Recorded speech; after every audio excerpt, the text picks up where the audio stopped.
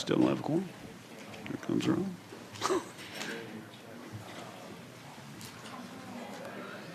You should, Still no quorum. you have, Coiner hadn't checked in yet. My name's not showing up on mine. It's not on your, Can you refresh it? Well, It's showing that I'm the chair. You're the chair?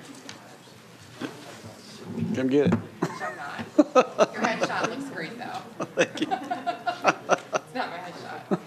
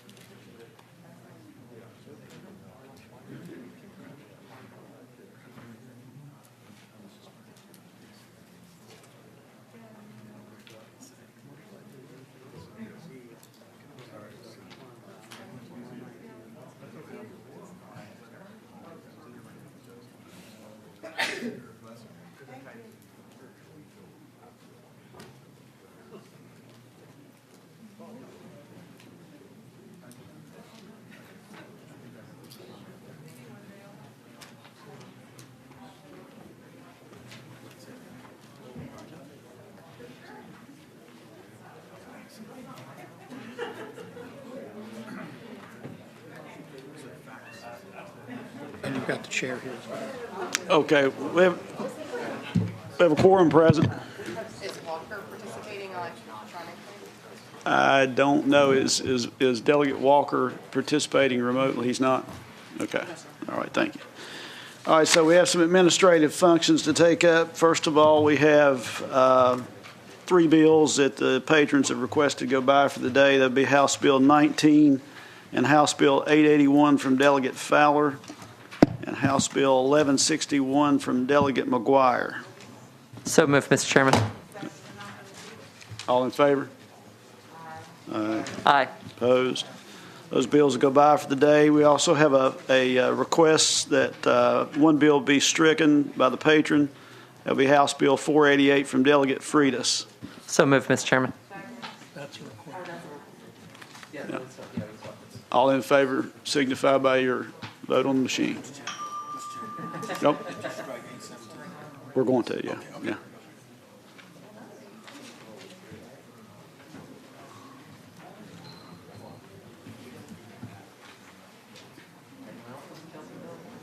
And You got a quorum, that's good. that's good, yeah. Motion, the bill will be stricken.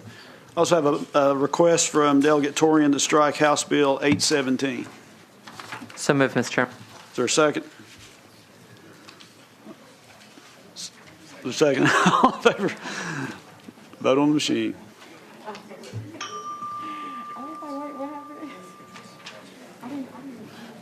Motion to strike carries 5-0. That bill will be stricken. Mr. Chair, so I'm not sure if I'll need to vote on anything, but my pad is not operating. So if we get IT to address that. IT.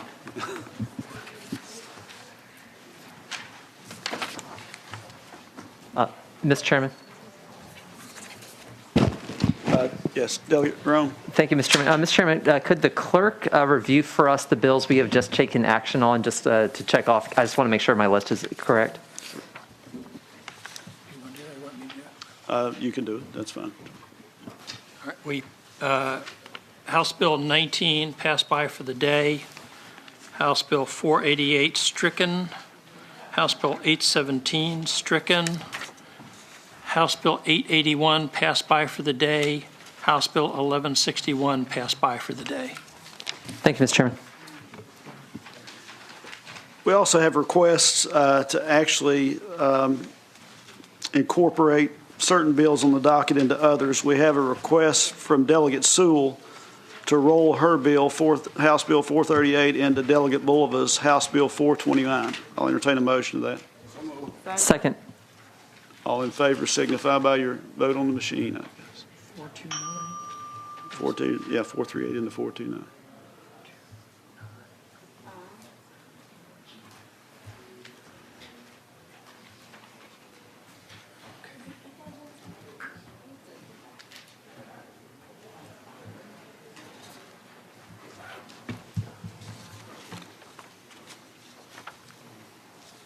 Motion would carry 5-0.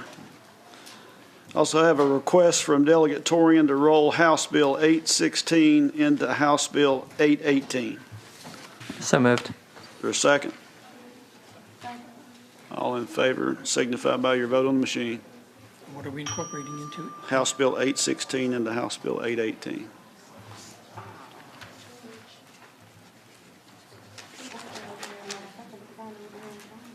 I'm sorry, what? That's the other way around? Was it 818 or 816? No, the new amendment is going to be,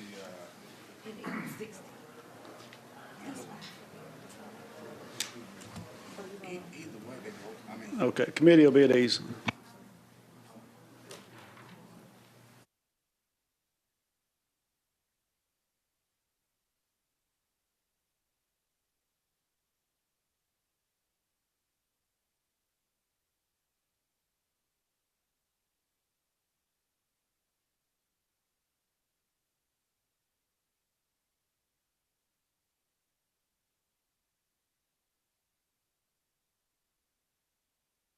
Bill 818 into House Bill 816, which is contemplative of a substitute to 816. Is there a second? Second. All in favor signify by your vote on the machine.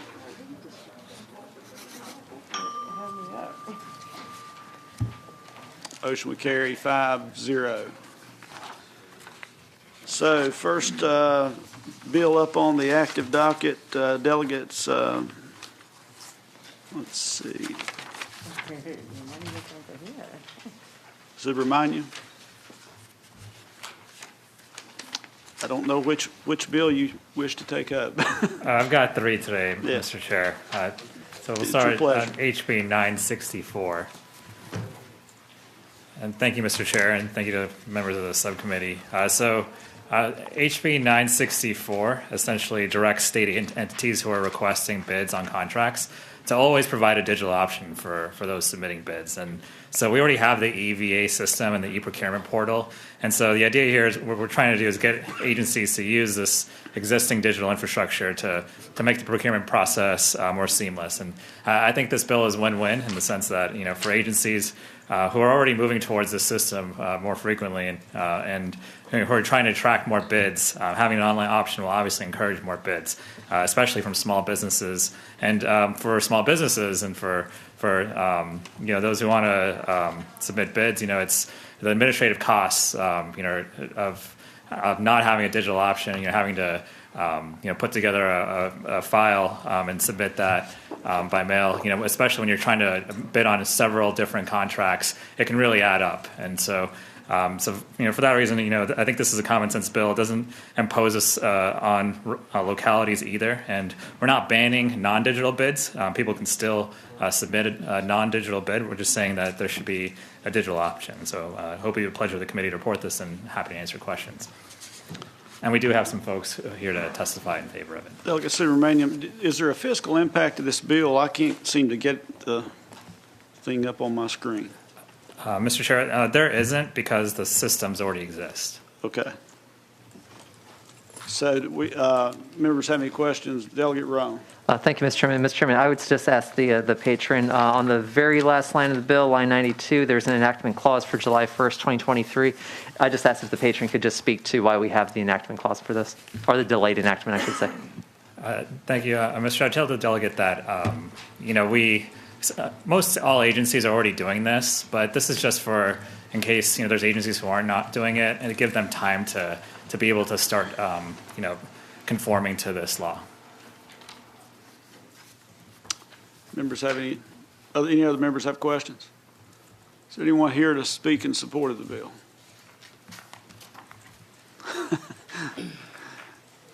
Anyone opposed? Some folks online. Okay, yes. So, Miss Maggie Woodward. Hello. Hello, how are you today, Ms. Woodward? I'm wonderful. Thank you so much. How are you? I'm fine. You wish to give some testimony with respect to this bill? I do. So good afternoon. My name is Maggie Woodward, and I'm a law student in the State and Local Government Clinic at the University of Virginia School of Law. Through the clinic, I've had the opportunity to work with Delegate Subramaniam to develop this legislation, but the views I express today are not those of the law school or the universities. I agree with everything the delegate has told you, and I wanted to emphasize 2 points. One is that in 2022, electronic communication is the norm. We communicate through email and through text. We collaborate on platforms like SharePoint and Google Docs. And many of our most important transactions today, like signing a lease or a mortgage, are conducted electronically. Not offering an electronic option for state procurement just seems antiquated. Second, the pandemic has already shifted agencies towards accepting electronic proposals, and HB 964 capitalizes on that momentum. As Delegate Rome pointed out, there is a delayed implementation date for this bill. That's because when we spoke to DGS developing this legislation, they noted that it's not always the case that agency personnel who review contracts have access to a computer as a regular part of their job, or they may not be used to reviewing electronic proposals yet. So that's just to help agencies have a little bit more time to find a system that's going to work best for them. So thank you for those 2 reasons. I urge you to vote for HB 964 to ensure that electronic submissions are always an option. Thank you so much, and I'm available for questions. Members have any questions for Ms. Woodward? Thank you, Ms. Woodward, for your testimony. Mr. Howard, can you hear us? Yes, sir, I can. Can you hear me? I can, just fine. Would you wish to give some testimony on this? If I may, please. Thank you so much. Mr. Chair, ladies and gentlemen of the subcommittee, I'm proud to stand in support of HB 964. We believe this is a common sense improvement that will allow efficiencies for both small businesses that seek to do business with the Commonwealth as well as for the Commonwealth themselves. I think it also clearly aligns business practices with those which many businesses and consumers are already quite accustomed to in terms of conducting business and submitting bids and other documents electronically. It certainly is something that's been very important during this COVID era when face-to-face interactions are less likely to occur. And as the patron has already mentioned, it is much more efficient and easier and less time-consuming for small businesses to submit those bids to the state. And I think what that will enable them to do is more of them to participate in those contracting opportunities with the Commonwealth. So opening up those opportunities for more small businesses is a prudent measure, and we are proud to support HB 964. Thank you, Mr. Howard. Any members have any questions for Mr. Howard? Thank you again for your testimony. Mr. Shanamolu?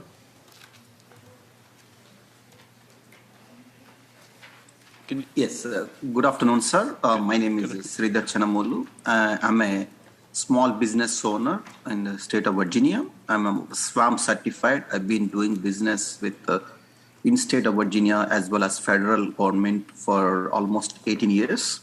And I have a very bad experience with especially submitting bids on paper, mail, trailing paper, and it's becoming very expensive being a small business. And we have to bid, like they wanted us to print 7 folders, package it, FedEx it, and then suddenly they'll say, oh, these things have changed. Again, we have to ship the same documents. It's been doing on for almost 10 years. And because of that, I have a lot of overhead, and I could not participate on some of the proposals because of the size and complexity of the printing. So we are in an area of digital. All the federal proposals are digitized, and even the state of Maryland, which we are a small business, they're also doing the digitization and submitting bids online. So even now with the COVID stuff going on, some agencies within the state of Virginia, they still wanted us to submit paper, some state counties. So I just wanted to emphasize this bill would help us, small business like us, save a lot of money and also be efficient. If you have any questions, I can take further. Do members have any questions? Thank you, sir, for your testimony. Thank you. Anyone else present here that wishes to speak in opposition to the bill? Delegate Subramanian, one question I do have, did you all undertake an analytical analysis to determine exactly which state public bodies or how many of those are not utilizing the system currently? Thank you, Mr. Chair. We tried. It was difficult to find that exact data. So we just have anecdotes of some doing it for some contracts, but not others. But as others have mentioned, since the pandemic started, more and more are starting to use the system, which has been helpful. Understand. All right. Thank you. Mr. Chairman, Delegate Rowe, move to report. is there a second? Second. All in favor, signify by your vote on the machine.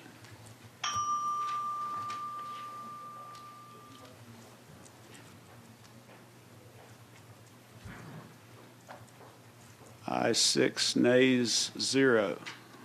Bill carries. That would be to report only. Your next bill? Yeah, the next bill, thank you, Mr. Chair, is HB 966. This has to do with small business set-asides.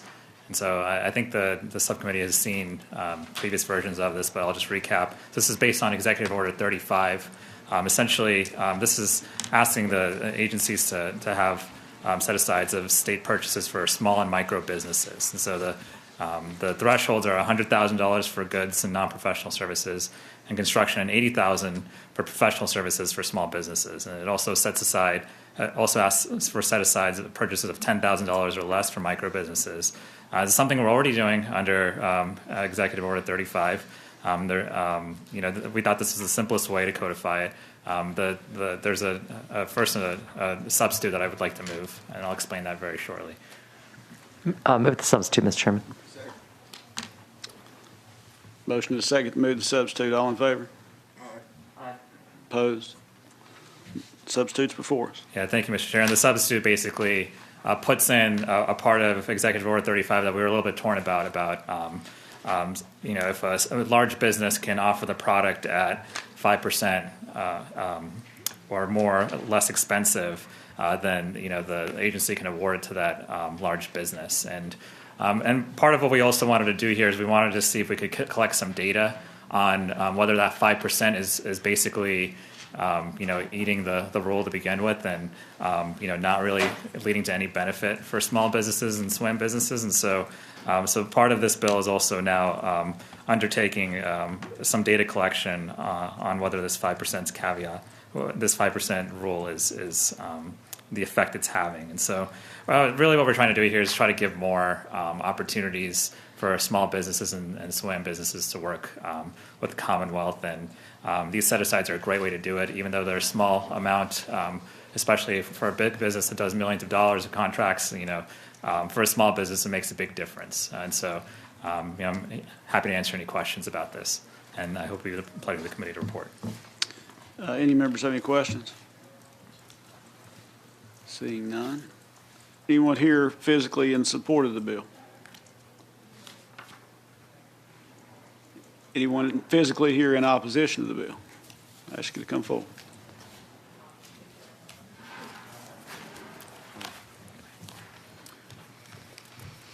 Mr. Chairman, thank you very much. My name is Chris Stone, and I'm the chair of the Hampton Roads Chamber of Commerce. The issue with this bill is really what's on line 20, and that's what defines a small business. The Code of Virginia defines a small business as having 250 employees or less than $10 million in annualized gross revenue. So as long as a business has less than 250 employees, they can have unlimited annual revenue and be a certified small business and be recertified every 3 years for life. That's why 97% of businesses in Virginia qualify as a small business under that definition. The definition hasn't been updated in over 60 years, doesn't reflect what a true small business actually is in Virginia. Both JLARC and the Department of Small Business Supplier Diversity have studied the impact of the small business definition and have recommended updating that definition, but no action has been taken. So the question is, why have a set-aside program for 97% of Virginia's businesses? And if you really want to grow small women and minority-owned businesses, a more narrowly defined, narrowly tailored program should be appropriate, and I would ask that the subcommittee fail to report 966. Thank you. Thanks, sir. Ms. Woodward, can you hear us still? I can. Can you hear me? I can. Would you like to give some testimony on this bill? I would. Hello again. This is another piece of legislation that I had the privilege of working with the delegate through the State and Local Government Clinic at the University of Virginia School of Law to develop. And just again, the views I expressed today are not those of the law school or UVA's. But small contracts should go to small businesses. As the delegate mentioned, Virginia has had set-asides for small businesses through executive order for many years. By codifying these set-asides through HB 966, you can make them more dependable for our small business community. And that dependability, in turn, can incentivize businesses to get certified by SBSD so that they qualify for the set-asides. More certified businesses means that the state has a wider pool of vendors for state agencies to choose from, and that helps the state get a quality product at a fair price from a small business. All businesses should have the opportunity to compete for and win state contracts, and that's why I urge you to vote for HB 966 to help ensure that small businesses get their share of the state's business. Thank you, and I'm happy to take questions. Thank you. Mr. Howard? Good afternoon, Mr. Chair. Allow me to forgive a previous omission on my part. My name is Tony Howard. I am the President and CEO of the Loudoun Chamber of Commerce, and I, too, am pleased to stand in support of HB 966. Many of the same reasons were already articulated. Chief amongst those is that it does provide more opportunities for our small business community to participate in business opportunities with the Commonwealth. I work with small businesses quite a bit, certainly every day of my life, actually, the work life, and many of them would like to do more business with the Commonwealth. They need to have more education as to what's the best way for them to go about that, and so I think a program that would encourage more of them to seek out and to receive certification as a small business and supply certification from the Small Business and Supply Diversity Office is important, as well as for the set-asides too as well. And it's for these reasons that I stand in support for HB 966. Sorry, any members have any questions for Mr. Howard? Delegate Roan? Thank you, Mr. Chairman. I'd just like to speak to the bill at the appropriate time. Thank you, Delegate Roan. Mr. Shanamolu, can you hear me? Yes, sir. So again, I'm the Sridhar Chanamolu, and I do support HB 966 because I'm also a small business, as I said, in the state of Virginia. And if you're having a set aside, just like in federal government, will help us limit the competition and also guarantees that state of Virginia will put such amount of percentage of dollars to small business, which will help us to reduce the competition and prosper. So I do support this bill, sir. Thank you, sir. Delegate Subramanian, I will give you the last word. I would ask you to respond to the oppositional comments that you've heard here today. Thank you, Mr. Chair. So this does define micro business. It doesn't define small business. I'd say that certainly I'm open to changing the code's definition of small business, but maybe that's not this bill. This bill is just trying to ensure that we codify things that we're already doing. And perhaps we could look, perhaps the committee could look long term. I'm on the Small Business Commission, for instance, and we've talked quite a bit about how we can redefine that term, but there's still more study that needs to be done on exactly what the number is. Certainly there's problems with the current number, but I do think that this will, even by anyone's definition, increase opportunities for what we would traditionally think of as small business now. But I do actually sympathize with the concerns. Perhaps something we can do long term. Thank you. Delegate Roan, you wish to speak to the bill? Thank you, Mr. Chairman. Mr. Chairman, I would note, just for the committee and for the public and for those who testified, we actually, in the House of Delegates in 2020, we actually did pass HB 1134 to have that redefinition of small business in 2020. That bill, however, was continued to 2021 in the Senate, and then it wasn't renewed. So we have actually, that bill passed here 72 to 26 with one person abstaining back then. So we have actually taken quite a few stabs at that over the years, courtesy of Delegate Lopez. And I do think that this is something that we do actually still need to continue to do in order to have that redefinition. But that said, my reading of the substitute, and please correct me if I'm wrong on this, is that this is really targeted directly at micro businesses, much more so than trying to redefine the code in terms of small business. And given that, I'm not sure that the opposition was actually drawn directly to the language of the substitute, as opposed to maybe perhaps a misconception between the difference between a micro business and a small business under the Code of Virginia. Thank you, Delegate Rome. We act by motion. Mr. Chairman. Mr. Chairman, I have a motion. Delegate Brewer. Everyone's subbing in out here, it's fine. I'd make a motion to gently lay this bill on the table. I think we have a lot in this space that we need to discuss about what business is what. During this pandemic, I learned as a small business owner, what small business is considered is not what we think it is, right? So I would make that motion, gently lay this bill on the table. Have a motion to lay the bill on the table. Is there a second? Non-debatable motion, I believe. Correct. So vote on the electronic voting machine.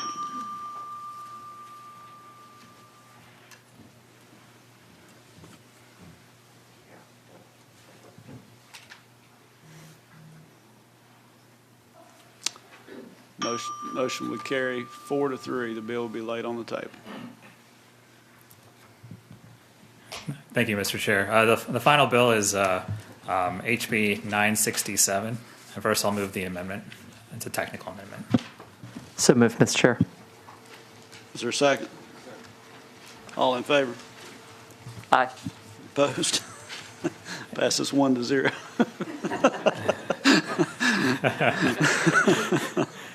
HB 967 is about what's called small business subcontracting plans, and these are plans that prime contractors currently put together that set forth what percentage of a contract, for example, would be using, what percentage of a contract would use certain types of subcontractors. An example is, okay, this contract's going to use, 10% of the business is going to be from SWAM businesses, for example. And so, again, this is another one that's already in Executive Order 35 and things that we're already doing. So it simply just codifies that particular section of Executive 35, which requires that prime contractors report their compliance with their small business subcontracting plan to the contracting agency upon the completion of their projects. Without the Executive Order 35 and these provisions, there's often a lot of lack of follow through from the prime contractors. One other thing it does do that's not in Executive Order 35 is it also broadens the requirement to include the creation of a report, which is accessible between agencies, that allows agencies to track a contractor's compliance with its SWAM plan over time. So there's a couple of reasons to do this. Essentially, if you have this sort of database of who has complied and who hasn't in the past, one, in future instances where an agency is considering multiple bids, they can see who's complied with the plan in the past and who hasn't, and the track record of that. So when they see the plan, they can say, okay, well, in the previous 3 contracts you've done, you didn't actually follow through with the plan. There were issues with it. And second, it's good to have this data to be able to track compliance long term. And I think this is, what's happened in Executive Order 35 has been helpful in basically, putting some teeth behind, the importance of these plans. And so that's why I brought this bill before. That I hope it would be the pleasure of the committee to report this bill. Members have any questions? Is there anyone physically here in support of the bill? Anyone here opposed to the bill? So, Mr. Howard. Yes, sir. Would you like to offer some testimony? I would. Thank you. Again, Tony Howard with the Loudoun Chamber of Commerce. I stand in support of HB 967. The Loudoun Chamber views this as a common sense reform that would provide another tool for the Commonwealth to ensure that contractors are remaining in compliance with all their obligations and responsibilities, particularly to the subcontractors and small businesses that are working alongside them. And as the patron also noted too as well, it provides great data for the Commonwealth, the General Assembly, as well as the agencies to maintain and manage going forward to make certain that you are working with those companies that are consistently remaining in compliance with their obligations to their small business partners. And I know that as good stewards of the taxpayers' dollars, that's information that will be put to good use. So for these and for other reasons, we are proud to support HB 967. Thank you, Mr. Howard. Mr. Shiver. Good afternoon, Mr. Chair. How are you doing? Good afternoon. How are you today? I'm doing fine myself. You wish to offer some testimony? Yes, sir. So my name is Jayla Shiver. Like my colleague, Ms. Woodward, I am a member of the State and Local Government Policy Clinic at the University of Virginia School of Law. And I worked with Delegate Subramaniam to help develop this bill. Like she said previously, the views I expressed today are my own and do not reflect the views of the law school nor the University of Virginia. I'm here to support the bill for three primary reasons. The first is that HB 967 builds and strengthens the work that DGS has already done to make sure that prime contractors fulfill their small business subcontract obligations and make sure that they comply with reports and transparencies to all state agencies, creating accountability measures when prime contractors do not fulfill their obligations. Second, with this added transparency and accountability, HB 967 will incentivize prime contractors to do right by their subcontractors, thus improving their economic growth and development. And what's good for small business in Virginia is ultimately greater for the general economy of the Commonwealth. Third, HB 967 will help keep businesses that procure in Virginia. Neighboring states such as Maryland and North Carolina, as well as the federal government, have accountability programs for the prime contractors doing business with SWAM-like businesses and ensuring those small businesses are paid timely and prime contractors are held accountable. Given the regional proximity Virginia has to other regional business centers, Virginia can help keep more businesses from going out of state and working with the Commonwealth to procure opportunities. In order to procure the best goods and services, we have to ensure that our subcontractors are given a fair contract and compensation. So I urge you to support this bill so that we may continue to providing the best business opportunities and keeping businesses honest. Thank you, and I will take any questions. Thank you, Mr. Shiver. Mr. Shanamolu. Yes, sir. Yes. Again, my name is Sridhar Chanamolu, calling from Vincis Information Technology. I do support Bill HB 967. Reasons good is basically more transparency. I'm a federal contractor, so whenever I do business with federal business, we are obligated to, let's say, if we put a set aside or small business subcontracting, we are planning to, upload the documents every quarter for the contract what we are targeting. And so that if we don't comply, the next time the contract that comes to it will not be renewed. The same thing applies for state of Maryland as well, which we do business. So that will help us really give a confidence that state of Virginia would require the prime contractors to follow the subcontracting plan, what they promise, and also proper payments of the funds and accountability, transparency. I do support this bill, sir. Thank you, sir. Delegate Subramanian, you have the last word. I don't have anything to add. I think this is a great bill and we should report it. That counts. Mr. Chair. Have a Delegate Coiner. I had a question, Mr. Chair. Yes, you have the floor. So what we've seen with a lot of contractors, you start with who you think is going to work your job and what your plan is, but based on what's happening with supplies and trying to get jobs done, people are no longer available, and whether you like it or not, based on when items come in, sometimes you have to pivot and find someone else to do it. So my concern is really what happens if you have the right intentions and you have everybody lined up, but at the end of the day to complete the job, based on where we are today, right, in the construction industry, what happens if you end up having to use someone else based on timing? What's the penalty if you're unable to meet that? Yeah, Mr. Chair, I would tell the delegate that she makes a very good point, and I think a lot of what is considered compliance is already built into scenarios like that. So if a company has to pivot for some reason, that is going to be reflected in whether they complied or not. And usually, if there's good reasons not to comply, then that's not going to be a strike against them for future contracts because that will be explained in their record, so to speak. Move to report, Mr. Chairman. Of a motion and a second to report. Add an amendment, correct? With amendment. All in favor signify by your vote on the machine.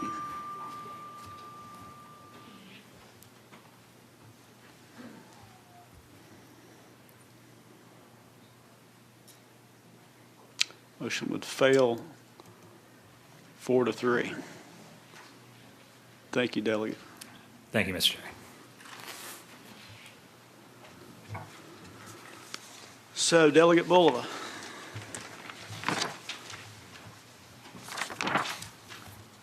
Afternoon, Mr. Chairman. Good afternoon. This is House Bill 429. And what this bill does is it simplifies the process for using term contracts to procure architectural and engineering services. Term contracts, as you all know, are when a public body needs to procure multiple but smaller engineering and architectural services that have the same kind of need or the same kind of firm that would go ahead and provide those kind of qualifications.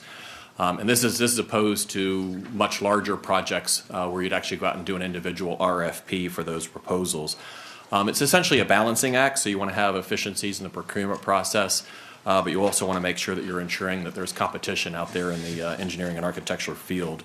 That's an important reason why these kind of term contracts have a limit per project, and they also have a limit per year. And it's also why they can be extended. They can only be extended for a certain time period, and that's designed to ensure that you're getting that project or that services back in the market and that people have a chance to go ahead and compete for it. For the past 15 or 20 years, and certainly for the last 16 years that I was on general laws, this section has been amended pretty much every year to go ahead and making it more increasingly complex and extremely hard to follow. And I invite you to go ahead and kind of take a look at the languages right now and see if you can go ahead and interpret how one of these term contracts would actually be interpreted. There are literally dozens of different rules based on the type of work, the type of project, the different size of the locality, and even different regions. None of these were particularly rooted in any kind of policy. They were really done piecemeal to accommodate exceptions requests that had been made over the years. Back in 2020, we had another set of amendments that were proposed that further made exceptions to the rules. And we were like, all right, we really would like to go ahead and get this thing kind of grounded back in policy and to go ahead and simplify it. The architects and engineering firms said, hey, we'd be happy to go ahead and take the lead on that. And this is what you have before you. And I think they did a really great job of streamlining it and also bringing in all the different stakeholders so that everybody felt comfortable. So the bill before you does a couple of things. First, it eliminates that framework where different public bodies have different kind of project types or limits for project types, so it treats all your public bodies the same. Next, it sets a consistent dollar threshold, so each project is limited to $2.5 million, and the annual dollar amount is limited to $5 million. And so these were really set to make sure that nobody's authority was diminished. I think that was very, very important, and actually it raises it just a little bit. And then finally, in exchange for these increased amounts, the bill reduces the time between having to recompete. And so right now, you can have an initial term plus 4 renewals. So that's actually 5 years that you can have a contract in place. And so in exchange for raising that and the consistency, the bill has an initial term with 3 additional renewals. And so that's still 4 years. That's still a good long time. So basically, the bill gets rid of arbitrary distinctions, provides for some additional efficiencies, but also makes sure that companies can compete on a more consistent basis. And so again, I want to just thank the architects and engineers for taking this on very seriously and again, drawing your attention to the current code. If there was ever a poster child for making rules and regulations unnecessarily complicated, this would certainly be it. So, Mr. Chairman, that is the bill, and appreciate your consideration. Delegate Rome. Thank you, Mr. Chair. A question for the patron. You have the floor, Delegate. Thank you, Mr. Chairman. So as you were applying, I don't know if it was scissors, razors, or whatever it was of your professional cutting apparatus, where you took out just about everything under this one section here, or this part of the code. The 2 things that survived basically are what was in Section A, which is almost just kind of like, kind of laying out, terms and everything. And then what was Section C is now being written as Section B. Can you just basically tell us about why that part that is the new Section B was able to survive the rest of it when we were dealing with RFPs, for example, like just if there are anything about the existing code that was still worth keeping, why did these 2 parts make the cut? So for Section A, I think you're correct. That really just kind of sets up the whole premise for A&E and also exempts as you know, we make special exceptions for higher education institutions that go ahead and go in the 3 different tier levels, and so they're kind of taken out of the equation. Section B really gets to the point of sometimes when you have these term contracts, you want to have just one firm. In other cases, they want to go ahead and bring on multiple firms, and so it depends on the type of work, the amount of work that's out there. And this just says that you have to be upfront with the RFP. That indeed, if you're competing for this, are you going to be the sole person who's going to be responsible for the work, or is the locality going to go ahead and say, hey, we're going to have 3 contractors and we're going to spread the work among you? And so those are why those are still in there, because they really kind of set the foundation for what a term contract is. Thank you, Mr. Chair. Any of the members have any questions for Delegate Bulla? Mr. Chair, Go ahead, Delegate Brewer. I have a motion. You're great. Move the report. Second. All in favor signify by your vote on the machine. That's going to be a substitute. Substitute. I'm sorry, move the report with substitute. Second. All in favor.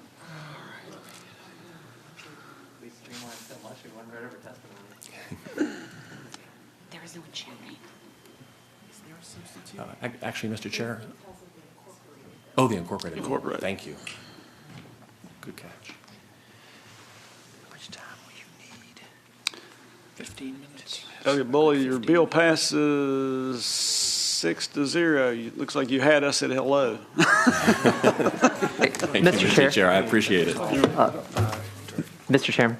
Yeah. Having voted on the prevailing side by which we just passed this thing out, never mind, because Delegate Torian's vote was just counted. Okay, never mind. Okay. We're good. We're good. Thank you. We have one other administrative function. Delegate March has requested House Bill 119 be stricken. So moved. All in favor signify by saying aye. Well, it's a recorded vote, I'm sorry, yes, on the machine.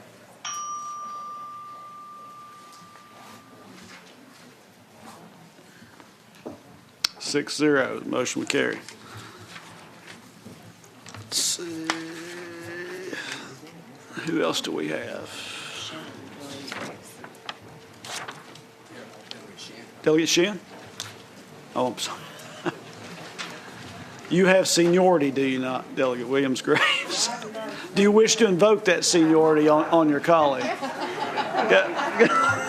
Looks like, I guess you would today. I might regret that, but I'll take it. Delegate Williams-Graves? Yes, Mr. Chair, thank you so much. And members of the committee, so I have 2 things, and I'm not exactly sure on how to proceed with the second. I know that there is a substitute. Okay, let's go ahead and is there a second? Okay. All in favor? Aye. Opposed? Substitutes before us. Thank you. And then there is a line amendment that was sent over to our office by Ashley Benz. Hi, Ashley. Mr. Chairman, so it's not actually a line amendment that's incorporated into the substitute, but the substitute itself adds to the original bill a subsection H on lines 43 through 46 of the substitute, which is posted online. And it also corrects an error that was made in the criminal impact statement in the second enactment of the bill. And I can explain more. If you wouldn't mind, that'd be fine. Well, I will let the delegate explain the substantive part, but as far as the criminal impact statement, initially when the Sentencing Commission sent over the figures, they said that the figures could not be determined for the amount of appropriation for periods of commitment to the custody of the Department of Juvenile Justice.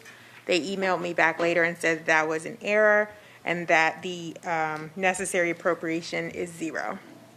So it goes from cannot be determined to $0. No fiscal impact. No criminal impact. No criminal impact. No need to go to appropriation. And then I will let you. Thank you. So, Mr. Chair and members of the committee, this bill, House Bill 374 rather, is a bill for Virginia Public Procurement Act, and this bill requires bidders and offers on contracts for construction of $250,000 or more to submit a list of subcontractors intended to be used in the following way: a statement that they would declare the bidder or offerer who has reviewed that they have reviewed the qualifications and performance history of each subcontractor, and that they have found the qualifications and performance history to be sufficient and to qualify for subcontracting. Basically, with this bill, and I'll take back basically, Judge Judy says that's a filler word. So overall, what this bill does is it upholds the integrity in the process of contracting. And the amendment says that it breaks out a caveat that every bidder or offerer on a contract for construction of $250,000 or more with a locality having a population in excess of 50,000 individuals shall comply with the provision of the section. Compliance by a bidder or offerer on a contract for construction of $250,000 or more with the locality having a population of 50,000 or less shall be optional. So if there is less than 50,000 individual people in the locality, then this is permissive for them. If it's more than 50,000 people, then it would be a requirement. This bill is your truth in contracting. And I believe it was either Delegate Brewer or Coiner who asked the question of a previous patron about subcontractors changing. And I get that. And so what we're looking at here is the ability for contractors to do their due diligence when they're making these offers, and not come back and shop out and bid shop the subcontracting work. So while we know that relationships may change and they may have to change out subcontractors over time, we just expect them to do their due diligence, maintain the same level of accountability with the new subcontractors, especially with regard to price. This type of thing we see in the industry is commonly known as bid shopping, which is widely condemned by the construction industry, and the practices continue to be a problem. So I will take any questions, and we do have individuals here that can testify as well. Thank you, Delegate Williams-Graves. Any members have any questions for Delegate Williams-Graves? Delegate Ross. Thank you, Mr. Chairman. Mr. Chairman, I would ask the patron about the 1,000 person threshold, where basically it's voluntary, or there's a choice for under that threshold, and then there's mandatory over the threshold. So, for example, the town of Leesburg has more than 50,000 people, but is not recognized as a locality. They are simply a municipality. Would they, as a town, for example, have to be in compliance with the mandatory part of that? So I guess it's the first part. And the second part is just, why do we have a population delineation at all? I'll answer the second part first. That was an amendment that came in last year when we brought this through last year. So this bill passed out of the House successfully last year, and it got hung up in the Senate. And so the 50,000 population came in as a substitute. So we just brought it back. And I'm not certain on the answer of your first question with regard to the city, the counties and towns piece of it. So I would probably defer to maybe legal on that question. Mr. Chairman, could I refer to counsel on this? You may.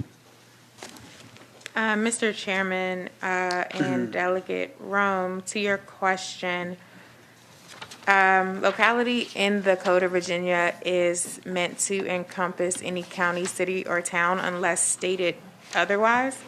And so I'm not seeing anything in the relevant sections of the procurement code that would make it such that a town was not included in locality. So I think you're okay on your example. Thank you, Mr. Chairman. Do the members have any questions for Delegate Williams-Graves? Anyone here in support of the bill? Anyone here opposed to the bill?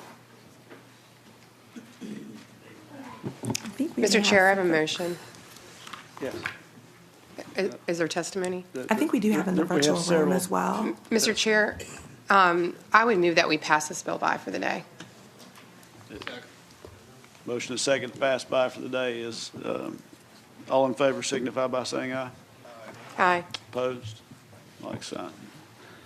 Delegate Williams-Graves will be by for the day. Great, thank you. Also administratively, we have a request from Delegate Wilt to pass by House Bill 1091 for the day. Is there a Second. All in favor? Opposed? Mr. Chair, I move that we pass by all the remaining bills on the docket for the day. The clerk needs 15 minutes to prepare for 5 o'clock hearing. We have a lady in the airport who needs to catch a flight. Okay. So if we don't hear her at 5, she's not going to be able to testify. Is there a second to that motion? Second. All in favor? Opposed, like sign. All bills remaining on the docket we pass by for the day. Entertain a motion to adjourn. Is there a second? All in favor? Opposed, like sign. Motion's carried. We'll stand adjourned.